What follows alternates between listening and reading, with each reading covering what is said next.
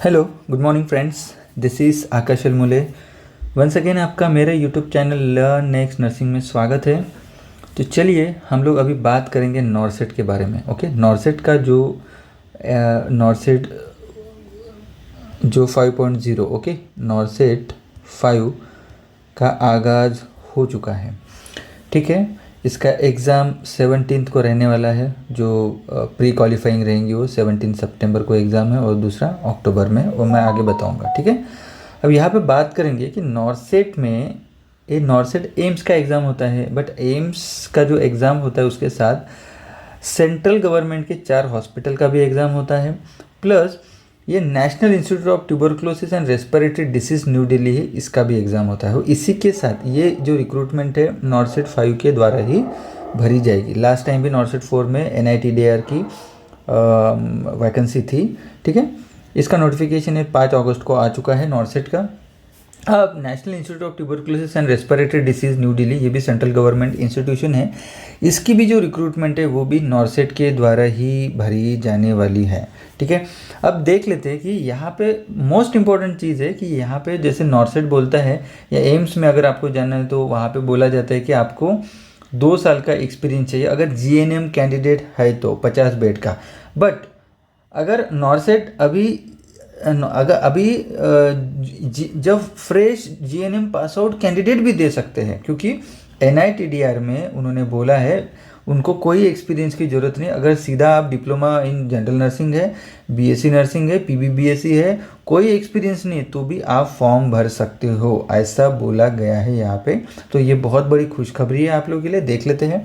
देखो, NITDR के लिए नॉरसेट 5 से भरे जाएगी, जो एम्स दिल्ली जो एग्ज़ाम कंडक्ट करती है। नेम ऑफ पोस्ट है नर्सिंग ऑफिसर। पे लेवल है लेवल 7, 44,900 का, और सैलरी यहाँ पे लगभग 90,000 की सैलरी बनने जा रही है आपकी। ओके, अब आगे का देख लेते हैं। इसेंशियल क्वालिफिकेशन, ये सबसे इंपॉर्टेंट चीज़ है हमारे बच्चों के लिए, जो GNM बच्चे हैं उनके लिए। क्या बोला है?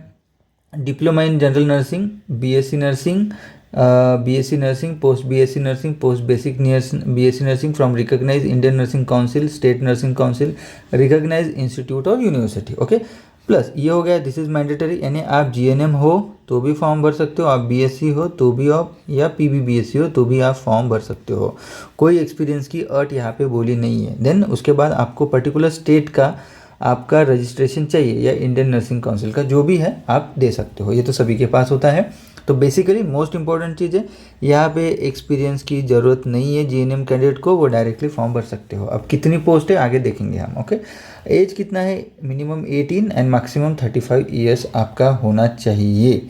ठीक है, age per the age relaxation in general conditions to the relax age per the recruitment NITDR। Okay, ठीक है, अभी आगे देखते हैं। अब जनरल कैंडिडेट, OBC कैंडिडेट के लिए 3000 आपको फीस भरनी पड़ेगी। देखो, नॉरसेट के साथ ही हुई थी, तो ऐसा नहीं है कि भाई नॉरसेट देना है तो आपको एक ही टाइम फॉर्म भरना है। सेंट्रल गवर्नमेंट के लिए अलग नहीं भरना है, NITDR के लिए अलग नहीं भरना है। ओके, तो जो फीस है वो 3000 का फीस रहेगा, SC ST के लिए 2400 का रहेगा, और डिसेबिलिटी वालों को एग्जम्प्टेड रहेगा। ठीक है, ये हो गया।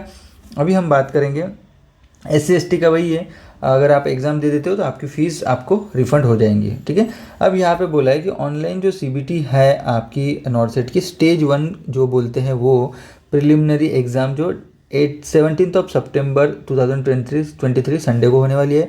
एंड जो ऑनलाइन CBT जो है स्टेज 2 की, वो होने वाली है, मेंस बोलेंगे उसको, 7 अक्टूबर को होने वाली है, सैटरडे को। ठीक है, अब आगे देखते हैं उन्होंने क्या बोला है। जनरल इंस्ट्रक्शन हमने ऑलरेडी देख लिए। 5 अगस्त से फॉर्म भरने चालू हो गए हैं। ठीक है, 5 अगस्त से लेकर 25 अगस्त तक आप फॉर्म भर सकते हो शाम के 5 बजे तक। उसमें करेक्शन आप 26 से लेकर 28 तक कुछ करेक्शन है रजिस्ट्रेशन में, एडिट कर सकते हो। ठीक है, देखो, आपको ऑनलाइन पेमेंट करने की जो भी रिसिप्ट रहेगी वो भी आपको प्रिंट करके रखना है। जो ऑनलाइन फॉर्म भरते हो वो भी आपको प्रिंट करके रखना है। ये दोनों बहुत इंपॉर्टेंट है at the time of verification, आपको डॉक्यूमेंट वेरिफिकेशन के टाइम पे। ठीक है, ये हो गई बात। अभी दूसरी बात है कि एज रिलैक्सेशन अभी क्या बोला है।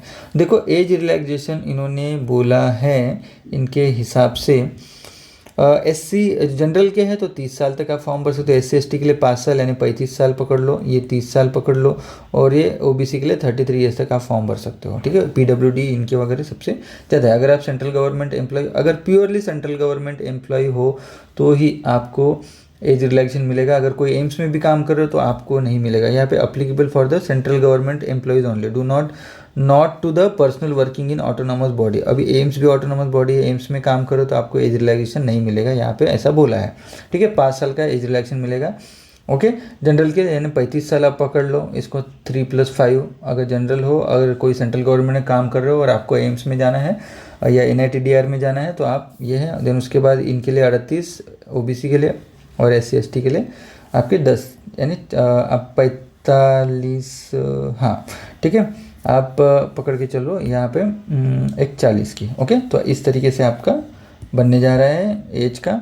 तो उसके बाद जनरल कंडीशन की NCL वगैरह उन्होंने बोला है, अगर आप OBC से बिलोंग करते हो तो you need to submit the NCL। Okay, non criminal certificate latest वाला जो रहेगा वो भी आपका होना चाहिए इसके बीच में 1/4/23 से लेके 31/3/24 के बीच वाला ही आपको NCL चाहिए। और बाकी सब आपके डॉक्यूमेंट जो रहेंगे चाहे BSc नर्सिंग के GNM के, वो पूरी इन्फॉर्मेशन आपको www.aimsexam.ac.in पे मिल जाएगी, आप वहाँ पे जाके देख सकते हो।